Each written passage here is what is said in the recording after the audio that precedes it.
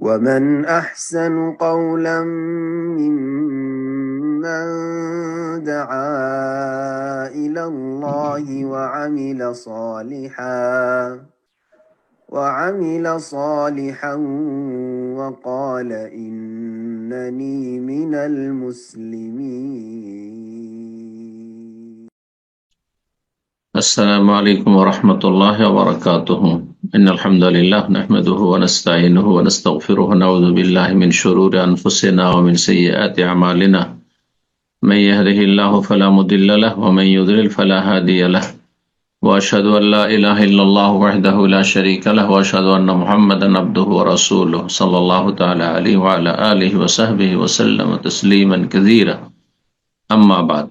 সম্মানিত শ্রোতা দর্শক মন্ডলী, যে যেখান থেকে আমাদের সাথে যুক্ত হয়েছেন, আহলান ও সাহলান ও মারহাবান বিকুম। আল্লাহ রাব্বুল আলামিনের কাছে দোয়া করি আল্লাহ আপনাদের সবকিছুকে ভালো রাখুন, যেখানে থাকুন, যে অবস্থায় থাকুন এবং যে সময় থাকুন, আল্লাহ রাব্বুল আলামিন যেন দিনের উপর কায়েম রাখুন এবং আল্লাহ রাব্বুল দিন দুনিয়ার সার্বিক কল্যাণ, রহমত, বরকত দান করেন। সমস্ত অনিষ্ট বালা মুসিবত থেকে আল্লাহ রাব্বুল আলামিন আমাদের আপনাদের সকলকে আল্লাহ হেফাজত রাখেন। আজ রবিবার 6 শাবান 1447 হিজরি মোতাবেক 25 জানুয়ারি 2026 আমাদের ধারাবাহিক আলোচনা নতুন পর্ব শুরু হবে। পর্ব হচ্ছে কিতাবুত তালাক, তালাকের পর্ব।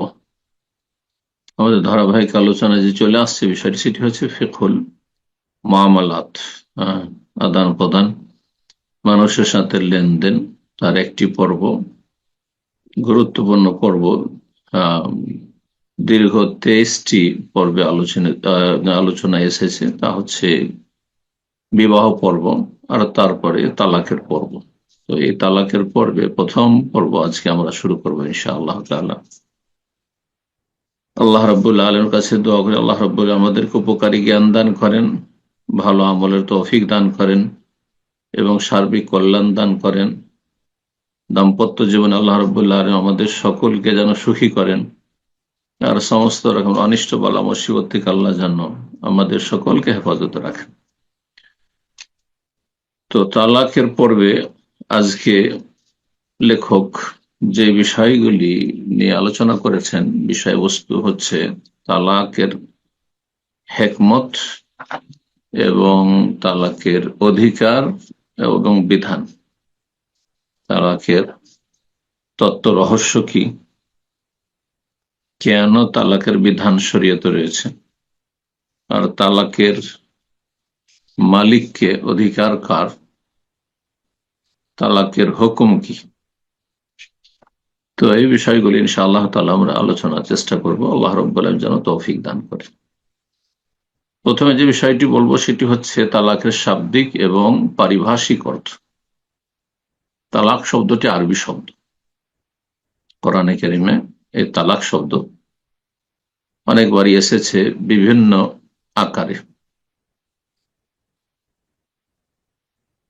কখনো ফিল মাযি, তাল্লাকা তাল্লাকতুম, কখনো আমরের সিগা, কখনো অন্য কোনো সিগায়, কখনো তালাক শব্দ দিয়েছি। তো এই তালাক শরীয়তের একটি সুস্পষ্ট বিধান এবং কোরআনে কারিমের একটি সূরার নাম হচ্ছে সূরাতুত তালাক, যেটি সবার জানা রয়েছে। কিন্তু আরো জানার বিষয় হচ্ছে যে কোরআনে কারিমের আরেকটি সূরা রয়েছে যে সূরায় তালাকের কথা বর্ণনা করা হয়েছে। তালাকের মাসাইল, অধিকাংশ মাসাইলগুলি সেখানে বর্ণনা করা হয়েছে। তা হচ্ছে সূরাতুল বাকারা। সূরা বাকারায় তালাকের বিস্তারিত বিধিবিধান বেশ কিছু আয়াতে ধারাবাহিক রব্বুল আলামিন বর্ণনা করেছেন। তালাকের শাব্দিক অর্থ, তালাকের শাব্দিক অর্থ হচ্ছে খুলে দেওয়া। জি, খুলে দেওয়া, ছেড়ে দেওয়া, এগুলির অর্থ হয়। যেমন বাঁধন রয়েছে, বাঁধনকে খুলে দেওয়া, যে কোনো বাঁধন খুলে দেওয়া তালাক। এই জন্য বন্দীকে বন্দিমুক্ত করা, ছেড়ে দেওয়াকে উতলিকা সারাহ, উতলিকা সারাহু আরবি ভাষা ব্যবহার করা হয়। বন্দিকে ছেড়ে দেওয়া হয়েছে। তালাকের তার শাব্দিক অর্থ হচ্ছে খুলে দেওয়া বা ছেড়ে দেওয়া। তালাকের পারিভাষিক অর্থ অর্থাৎ ইসলামী শরিয়ায় তার সংজ্ঞা কি? লেখক বলছেন, হুয়া হাল্লু কাইদিন নিকাহি আও বাদাহু, বিবাহ বন্ধনকে খুলে দেওয়া অথবা বিবাহ বন্ধনের কিছু অংশ খুলে দেওয়া। বিবাহ বন্ধন, তাহলে বিবাহের একটি বাঁধন রয়েছে। যখনই একজন পুরুষের একজন নারীর সাথে বিবাহ হয়ে গেল, এটি একটি শক্ত বন্ধন। জি, কোরআন কারীম রব্বুল আলামিন এই বিবাহ বন্ধন মিসাকান গালিদ ওয়াখাযনা মিনকুম মিসাকান গালিযা, অকাট্য বাঁধন। জি, শক্ত বাঁধন। এই বাঁধন, বিবাহর যে বাঁধন রয়েছে, সে বাঁধনকে বা বন্ধনকে খুলে দেওয়া অথবা আংশিক ভাবে খুলে দেওয়া। আংশিক ভাবে খুলে দেওয়া মানে পুরোপুরি একেবারে ফাইনাল তালাক নয়, কিন্তু এক তালাক, তালাক রাজি, দুই তালাক, আর তারপরেও সংসার করার যে সুযোগ রয়েছে, এটাকে আংশিক বলে আখ্যায়িত করেছেন সংজ্ঞায় লেখক। এক কথায় বিবাহ বন্ধনকে খুলে দেওয়ার নাম হচ্ছে তালাক। শরীয়তে রব্বুল আলামিন তালাকের বিধান কেন প্রণয়ন করেছেন? যেমন বিবাহের হেকমত রয়েছে, তেমনি তালাকেরও হেকমত, রহস্য রয়েছে। সংক্ষেপে যদি আমরা বলি যে বিবাহ বন্ধন হচ্ছে যেন একটি ঘরে প্রবেশ করা। ঘরে প্রবেশ করে যদি নিকাশদার না থাকে, তারপরে দরজা একবারে এমন ভাবে বন্ধ করে দেওয়া হলো যে আর কোন নিকাশদার নেই, বের হওয়ার কোনো সুযোগ নেই, তাহলে মানুষ বাঁচবে না, চিরকাল সে ঘরে বন্দী হয়ে থাকবে। যে কোনো অবস্থায় বের হওয়ার প্রয়োজন হলেও, জরুরি হলেও বের হতে পারছে না। এমন ঘরে কেউ ঢুকবেন না যে ঘরে বের হওয়ার পর, ঢোকার পরে আর বের হতে পারবেন না। আশা করি বিষয়টি বুঝছেন। তো বিবাহ বন্ধন যেন আপনি কোন একটি ঘরে প্রবেশ করছেন একজন পুরুষ হিসাবে অথবা একজন স্ত্রী হিসাবে, আর তারপরে সেখান থেকে যদি এমার্জেন্সি হয়ে যায়, তাহলে এমার্জেন্সি গেট যদি না থাকে তাহলে তো মুশকিল। এই জন্য দেখেন, যে কোনো যানবাহনে এমার্জেন্সি গেট রয়েছে, যে কোনো ভবনে এমার্জেন্সি গেট রয়েছে। তো তালাক হচ্ছে এমার্জেন্সি গেট, অগতির গতি। কোনো যখন গতি নেই আর দাম্পত্য জীবনে সুখী হওয়া যাচ্ছে না, আর এর সাথে সংসার করা সম্ভব নয়, সেটা পুরুষের পক্ষ থেকে হোক অথবা স্ত্রীর পক্ষ থেকে হোক, তখন রব্বুল আলামিন একটি নিকাশদ্বার রেখেছেন, বের হওয়ার রাস্তা রেখেছেন। এর বের হওয়ার রাস্তা যদি না থাকে, তাহলে দাম্পত্য জীবনে যখন এইরকম পরিস্থিতি তৈরি হবে যে আর একে নিয়ে সংসার করা যাচ্ছে না, স্ত্রী স্বামী সংসার করতে পারছে না, অথবা স্ত্রী এই রকম অসৎ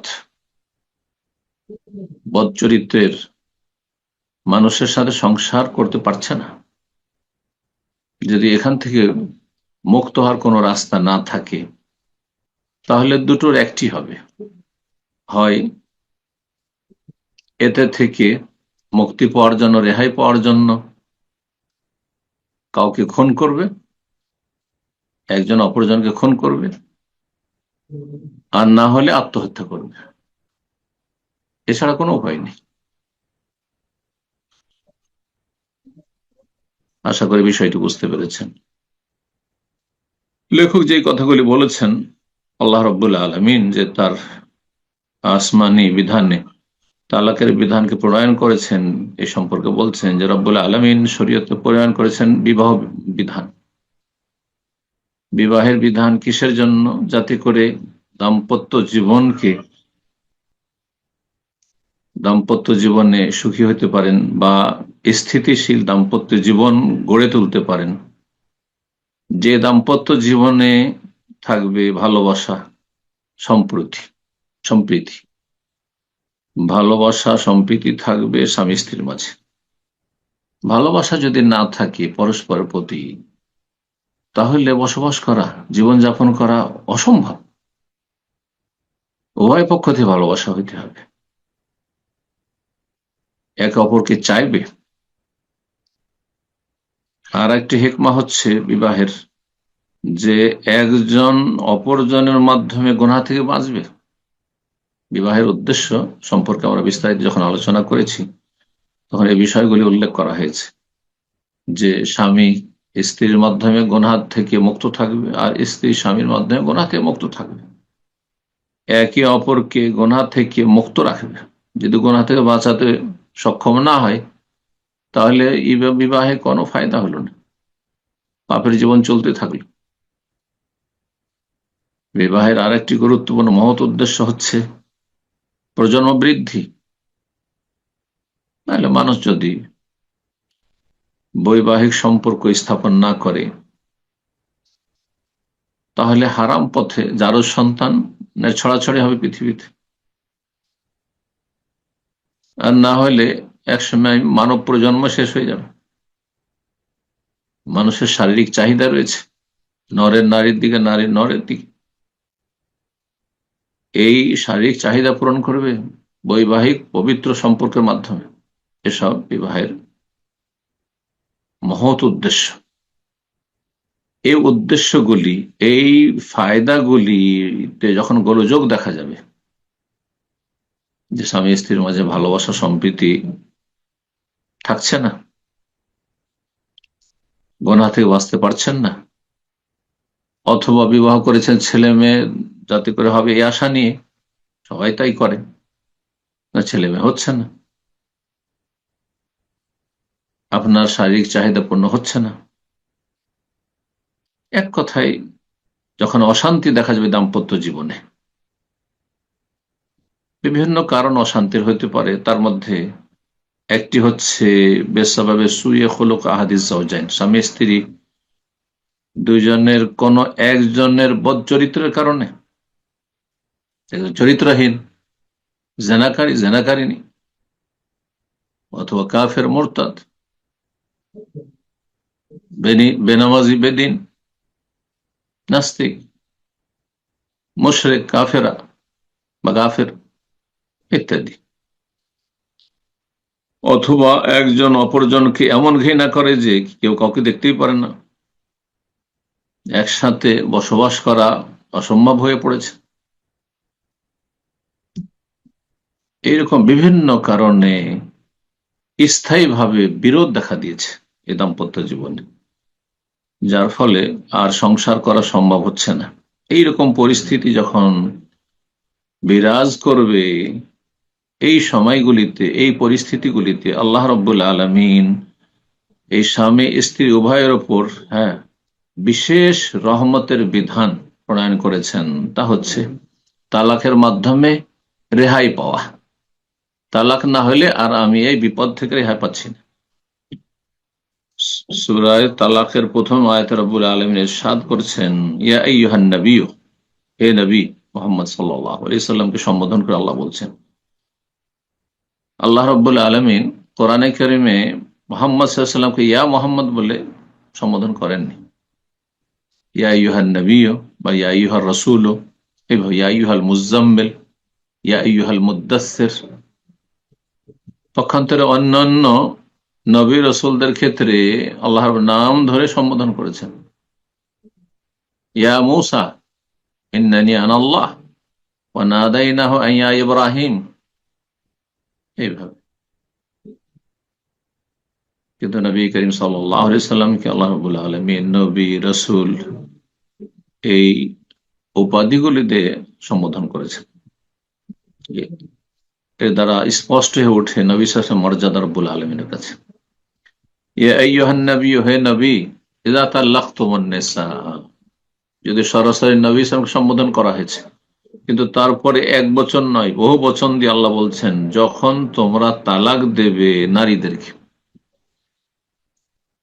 উম্মতের সকল মানুষকে সম্বোধন করা হচ্ছে, তোমরা যখন স্ত্রীকে তালাক দেবে, ফাতাল্লিকুহুন্না লিইদ্দাতিহিন্না, তাদেরকে তালাক দেবে তাদের ইদ্যত কালে, লিইদ্দাতিহিন্না ওয়াক্তে ইদ্দাতিহিন্না, ইদ্যতের সময়কালে তালাক দিবি।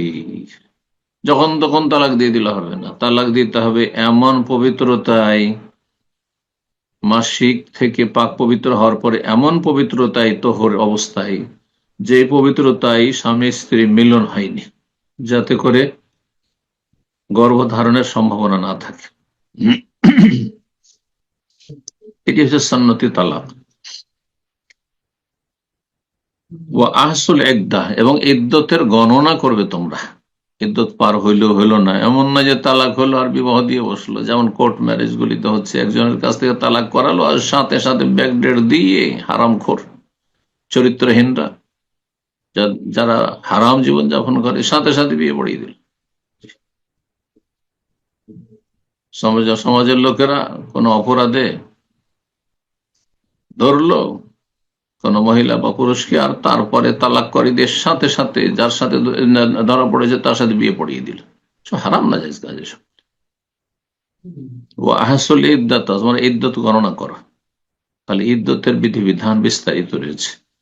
তালাক প্রাপ্তার ইদ্যত কি, বিধবার ইদ্যত কি, তালাক প্রাপ্তা যদি ঋতুবতী হয় তাহলে তার ইদ্যত কি, যদি ঋতুবতী না হয়, হ্যাঁ, নাবালিকা হয়, অথবা মাসিক ঋতু বন্ধ হয়ে গেছে, অথবা গর্ভবতী রয়েছে, হ্যাঁ, হামেল, তাহলে তার ইদ্যত কি, ইত্যাদি ইত্যাদি। তোমরা ইদ্যত গুলি গণনা করো। ওয়াত্তাকুল্লাহ রব্বাকুম, এবং তোমাদের রব আল্লাহ রব্বুল আলামিনকে ভয় করো। আল্লাহর ভয় থাকলে কখনো সত্যকে গোপন করবে না, হারামকে হালাল করে নেবে না, মিথ্যার আশ্রয় নেবে না। স্ত্রীকে রক্ষা করার বলছে, না না না আমি তালাক দিইনি, আসলে তালাকের নিয়ত করিনি, হ্যাঁ, বা আমি তালাক বলিনি, ভুল বুঝেছে, না, সত্য কথা বলবে। লা তুখরিজুহুম বুয়ুতাহিন্না, এবং তোমরা স্ত্রীদেরকে তালাক দেওয়ার পরে নিজ বাড়ি থেকে বা তাদের ঘর থেকে তাদেরকে বের করে দেবেন না। তালাকের রাজি যদি হয়, এক তালাক দিয়েছেন অথবা দ্বিতীয় তালাক দিয়েছেন, তাহলে যতক্ষণ পর্যন্ত ইদ্যতে আছে ততক্ষণ বাড়ি থেকে বের করা জায়েজ নয়। জি, বাড়ি থেকে বেরিয়ে চলে যাওয়া জায়েজ নয়। আমাদের সব মহিলারা কি করে, স্বামী তালাক দিয়ে সাথে সাথে কাঁদতে কাঁদতে বাপের বাড়ি চলে গেল, অন্যায় কাজ। এতে হইল কি, যে আর ফিরে আসার সম্ভাবনা খুব কম থাকলো, দূরত্ব আরো বেশি বেড়ে যাবে। যতক্ষণ পর্যন্ত ফিরিয়ে নেওয়ার সুযোগ আছে, কাছাকাছি থাকতে হবে, একই বাড়িতে একই ঘরে থাকতে হবে। তবে ফেরানোর যদি ইচ্ছা না থাকে তাহলে শারীরিক সম্পর্ক করবেন। তো বাড়ি থেকে আল্লাহ বের করতে নিষেধ করেছেন তালাকে রাজি অবস্থা, কিন্তু তালাকে বাইন যদি হয়ে যায়, 3 তালাক হয়ে যায়, তাহলে না, তখন চলে যাবে, তখন আর এই স্বামীর সাথে কোনো সম্পর্ক নেই, আর ফিরিয়ে নেওয়ার কোনো সুযোগ নেই। অথবা 1 তালাক 2 তালাক পরে ইদ্যুৎ পার হয়ে গেছে, ইদ্যুৎ পার হওয়ার পরে আর কেউ না, বেগানা হয়ে গেছে, তখন হিজাব করা ফরজ এবং তার বাড়ি থেকে চলে যাবে। আর তারাও নিজে ইচ্ছায় বেরিয়ে চলে যাবে না। 1 তালাক 2 তালাক এবং ইদ্যতের মধ্যে রয়েছে, ইদ্যত কাটাচ্ছে, স্বামীর বাড়িতে কাটাবে, যাতে করে নিজের ভুলের সংশোধনের সুযোগ হয় স্বামীর জন্য অথবা স্ত্রীর জন্য। চোখের সামনে থাকলে রাগ ঠান্ডা হয় স্বামীরও এবং স্ত্রীরও। বহুবার চিন্তা করবে কাছাকাছি রয়েছে, কিন্তু দূরে থাকলে আরো বেশি শত্রুতা বৃদ্ধি পাবে।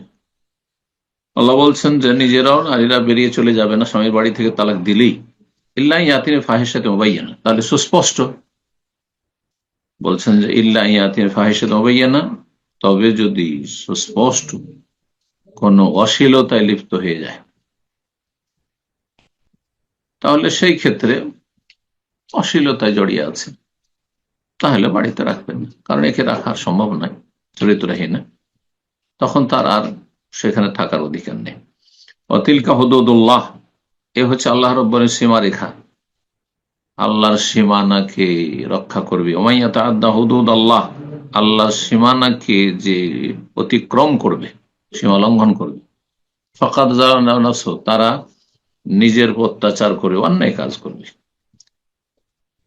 আল্লাহ বলছেন লা তাদরি, তুমি জানো না হে মানুষ, হে পুরুষ হে নারী, তুমি জানো না, লা আল্লাহ ইউহদিসু বাদা যালিকা আমরা, হতে পারে আল্লাহ রব্বুল এরপরে কোন একটি অবস্থা তৈরি করে দেবেন, যে অবস্থা স্বামীর জন্য অথবা স্ত্রীর জন্য কল্যাণকর হবে।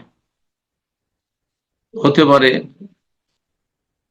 বাড়িতে থাকার কারণে আবার মায়া হয়ে গেল স্বামীর অথবা স্ত্রীর, যার ফলে ফিরিয়ে নিল অথবা ফিরে আসলো, ভুল বুঝতে পারলো ইত্যাদি। আর একটি ক্ষেত্র, আয়াতের অর্থ ব্যাপক, যে তালাক যদি হয়েও যায় তাতে ভেঙে পড়বেন না। লা তাদের, তুমি জানো না যে হতে পারে এই স্বামীর চাইতে আল্লাহ আরো ভালো স্বামী দেবেন। আল্লাহ আলেখ আমরা, হতে পারে আল্লাহ কোন এমন নতুন কিছু নিয়ে আসবেন তোমার জীবনে। এটা যেমন পুরুষকে বলা হয়েছে, নারীকে বলা হচ্ছে, এতে সান্ত্বনা রয়েছে। তালাকের পরিস্থিতি তৈরি হয়ে গেলে অনেকে ভেঙে পড়ে, পুরুষও ভেঙে পড়ে, নারী ভেঙে পড়ে না, মোটেই না। যা কিছু হচ্ছে তাতে কল্যাণ রয়েছে, আমরা বুঝি আর না বুঝি। সম্ভবত কোনো কিছুকে তুমি অপছন্দ করছো, মেনে নিতে পারছো না, কিন্তু তাতেই তোমাদের কল্যাণ রয়েছে, সেটা তোমাদের জন্য কল্যাণকর। ওয়াসান তহিব্বু শাইআন, হতে পারো কোনো কিছুকে তুমি ভালোবাসছো, পছন্দ করছো, এমনটাই যেন হয়। ওয়া শাররুল লাকুম, কিন্তু তাতে তোমাদের অনিষ্ট রয়েছে। আল্লাহু ইয়ালামু ওয়া আনতুম লা তা'লামুন, আল্লাহ বেশি জানেন, ভালো জানেন, তোমরা জানো না। দ্বিতীয় যে বিষয়টি সেটি হচ্ছে মাইয়া মালিকুত তালাক, তালাকের অধিকারী কে, তালাক কার হক কে দিতে পারবে। পুরুষ যেমন তালাক দিতে পারবে, স্ত্রীও তালাক দিতে পারবে। হ্যাঁ, রাগ হলো, যেমন পুরুষ বলছে তোমাকে তালাক, যেমন স্ত্রী তোমাকে তালাক। হ্যাঁ, না, ইসলামী অধিকার নেই। লেখক বলছেন এখানে কয়েকটি মাসাইল। এক নম্বর মাসাইল বলছেন আত-তালাক মিন হাক্কি রাজুলি ওয়াহদাহ, তালাক হচ্ছে পুরুষের অধিকার, নারীর অধিকার নয়। নারীর জন্য আল্লাহ রাব্বুল আর একটি রাস্তা রয়েছে, সেটি হচ্ছে খোলা। খোলা সম্পর্কে আলোচনা আসছে ইনশাআল্লাহ, কয়েকটি পর্বে আমরা তালাকের আলোচনা শেষ করে আর তারপরে খোলার বিধিবিধান যেটি স্ত্রীর পক্ষ থেকে হয়ে থাকে তার আলোচনাতে যাব ইনশাআল্লাহ। তাহলে তালাক হচ্ছে পুরুষের হক একমাত্র। কেন আল্লাহ পুরুষকে তালাকের অধিকার দেন, নারীকে কেন দিলেন না? যারা পশ্চিমা সভ্যতায় প্রভাবিত, নারী অধিকার, নারী অধিকার, নারী ক্ষমতায়ন, এসব কথা যারা বলে, ইসলাম বিরোধী কথাবার্তা, তারা তো মনে করবে যে না, এখানে নারীর অধিকারকে খর্ব করা হয়েছে, নষ্ট করা হয়েছে। হ্যাঁ, পুরুষকে শুধু অধিকার দিয়ে দিল তালাকের, আর স্ত্রী তালাক দিতে পারবে না কেন? সমান সমান অধিকার হইতে হবে না? ইসলাম সমান করেনি, সুবিচার করেছে।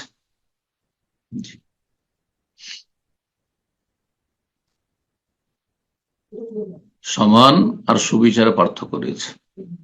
আল্লাহ মানুষকে সমান করেননি, সুতরাং সমান অধিকার কথাটি বাতিল কথা। তবে ন্যায্য অধিকার আর সুবিচার, ইনসাফ, এটি হচ্ছে শরীয়ত সম্মত কথা।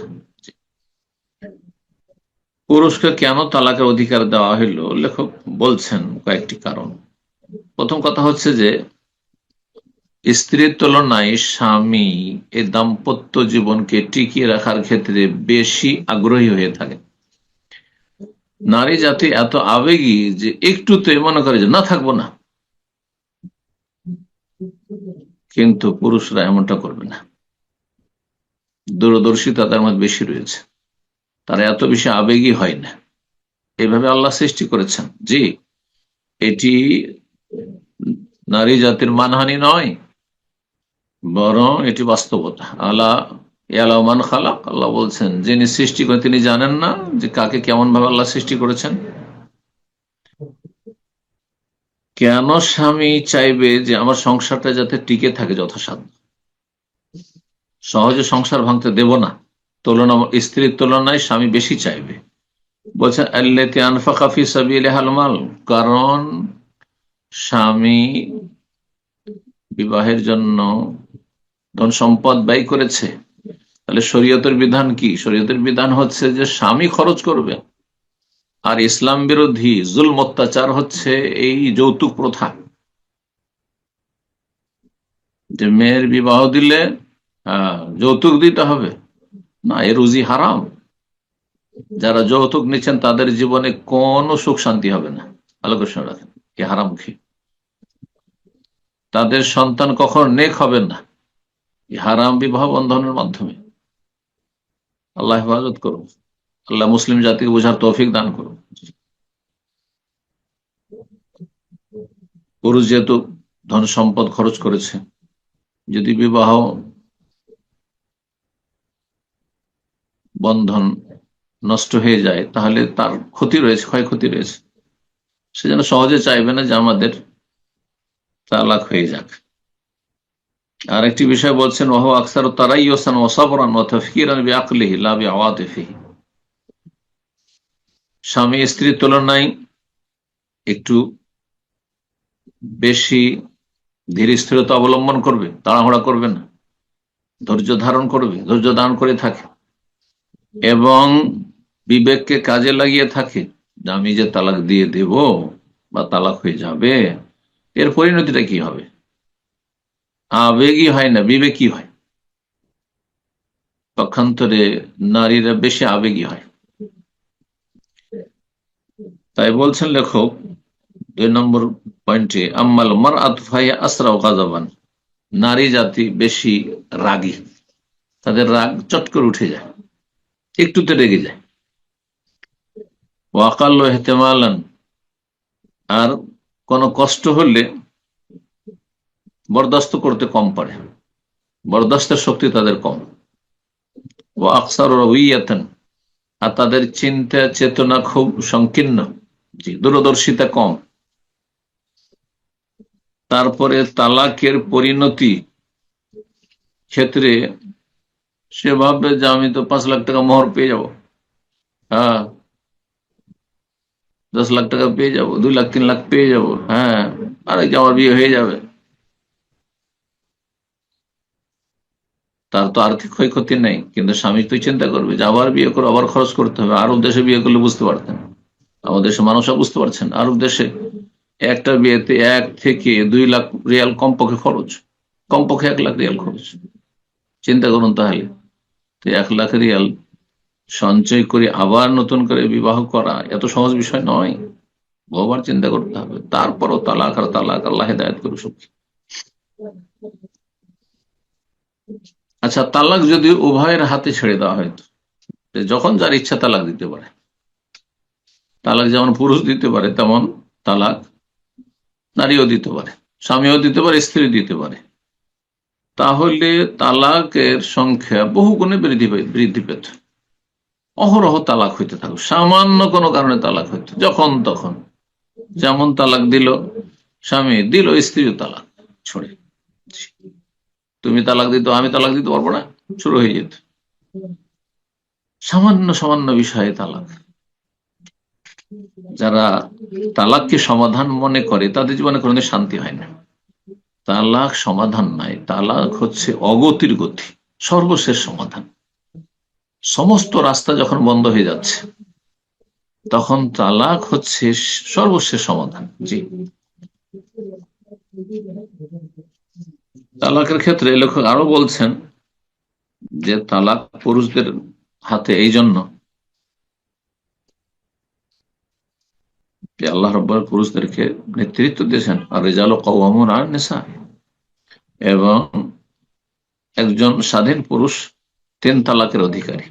1 তালাক 2 তালাক দিয়ে ফিরাতে পারবে, আর 3য় তালাক হয়ে গেলে আর ফেরাতে পারবে না। স্ত্রীর ক্ষেত্রে বলছেন যে স্বাধীন হোক অথবা দাসী হোক, দাস প্রথা আজকাল নেই, দাসের জামানা নেই, সুতরাং এই বিষয়টি আর আলোচনার প্রয়োজন নেই। তবে লেখক যখন উল্লেখ করেছেন, তো সংক্ষেপে উল্লেখ করছি, সেটা হচ্ছে যে দাস যদি হয় পুরুষ, তাহলে সে 2 তালাকের অধিকার রাখে, 2 তালাকে ফাইনাল হয়ে যাবে। পক্ষান্তরে একজন স্বাধীন মানুষ স্বাধীন মানুষ 3 তালাকের মালিক। তালাক দেওয়ার ক্ষেত্রে তালাক কার পক্ষ থেকে হবে? যেখানে স্তরের মানুষ বলছেন না, বলছে একাও তালাক মেন করলে বালিক, তালাক সংগঠিত হবে সাবালকের পক্ষ থেকে। তার নাবালক অবস্থায় বিয়ে হয়েছে, এখনো ছেলের বয়স 10 বছর 12 বছর, এখনো সাবালক হয়নি। নাবালিকার বিয়ে আগে তো অনেক হইতো, যদি এখন কমে এসছে।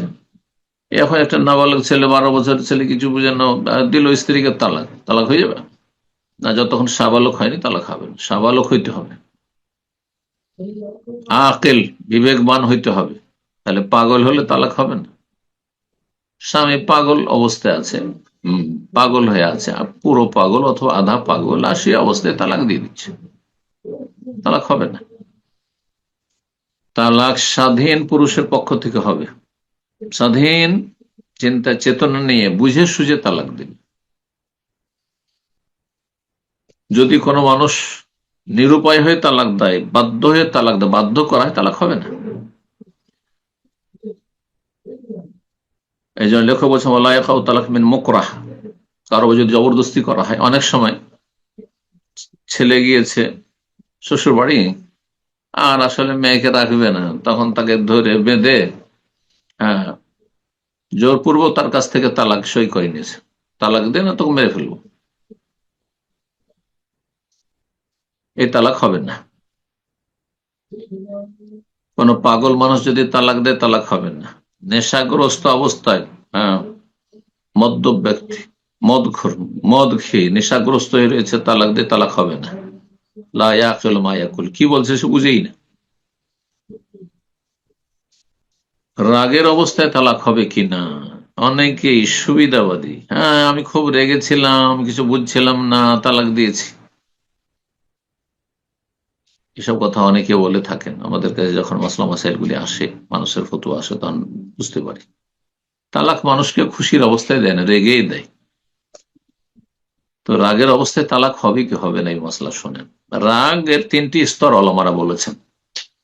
একটি হচ্ছে সামান্য রাগ, সামান্য কিছু রাগ, সে অবস্থায় তালাক হবে।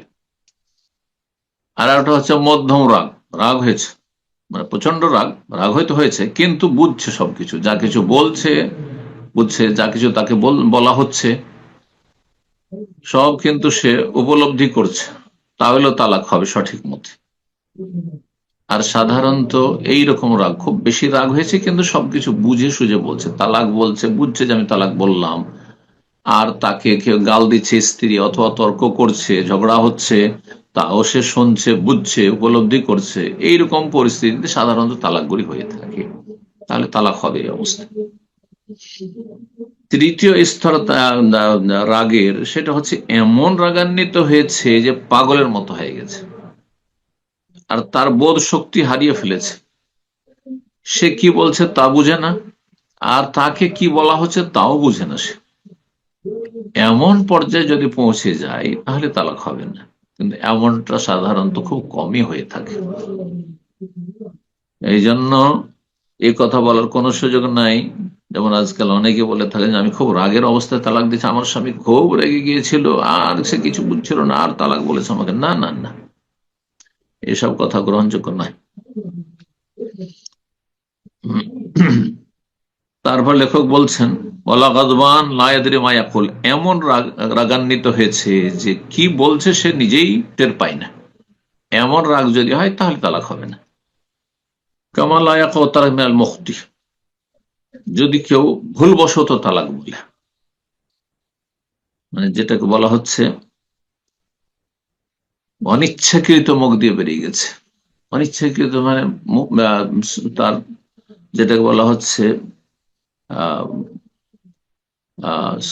স্লিপ অফ টাং, মানে জিহ্বা ফসকে গিয়ে কথা বেরিয়ে যাওয়া।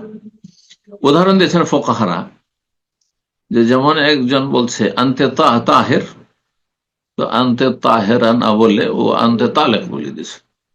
ইচ্ছা ছিল যে পবিত্র, তো তাহেরা বলবো, সে তালেক বলে দিয়েছে, ইচ্ছা করে তালাক শব্দটি বলেনি। সেই ক্ষেত্রে এর মানে এই নয় যে মশলা জানা ছিল না যে তালাক দিলে এরকম হবে, হ্যাঁ তালাক হয়ে যাবে আর সে তালাক বলেছেন না, এরকম খাতা নাই।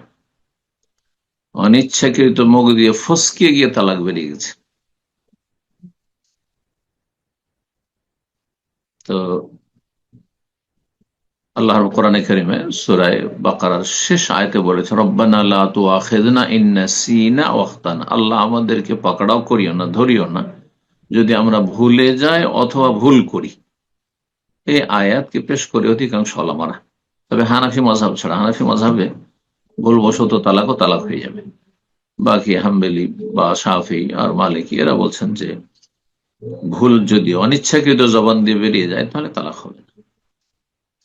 উদাসীন ব্যক্তি, উদাসীন ব্যক্তি যে টের পায় না, এমন উদাসীন হয়েছে যে বুঝেন, আর তালাক হবে না। নাসি, ভুলে গিয়ে তালাক দিয়েছে,